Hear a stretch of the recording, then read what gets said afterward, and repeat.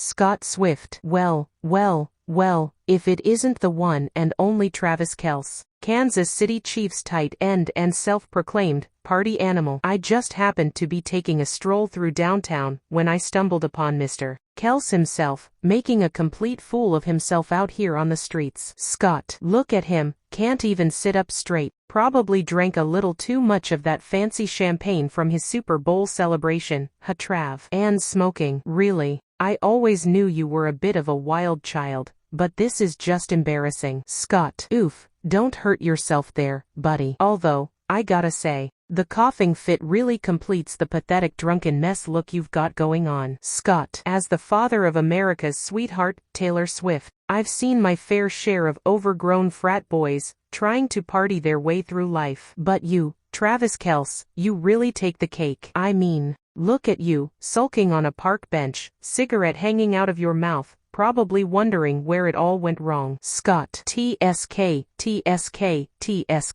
And you call yourself a professional athlete. I hate to break it to you, Trav, but this ain't a good look. In fact, I'd say it's the complete opposite of the clean-cut, hard-working image you and the Chiefs have been trying to cultivate. Scott. You know, I always wondered what kind of guy my little girl would end up with. And I gotta say, you're certainly not what I had in mind. I mean, can you even imagine Taylor having to deal with your drunken antics and questionable life choices? She deserves so much better than that. Scott. Whoa there, big guy. Easy does it. Wouldn't want you to hurt yourself and miss the next big game, now would we? Although, judging by your current state, I'm not sure you'd be much help to the team anyway. Scott. You know, I always thought you were a decent enough guy. Kelce. You seemed to have your head on straight, at least during interviews and on the field. But this is just pathetic. You're making a complete mockery of yourself, and by extension, my daughter's reputation. Kelce. What's it to you, old man? This is my life. I can do what I want. Scott. Old man, huh? Oh, you've got spunk, I'll give you that. But let me tell you something. Son, when you're dating the daughter of a former country music executive, you'd better believe it's my business. Scott. You see, I've spent my entire career surrounded by people just like you, immature, entitled athletes who think they can get away with anything. But let me make one thing clear, if you ever do anything to embarrass my little girl, or bring shame to our family name, you'll have me to answer to.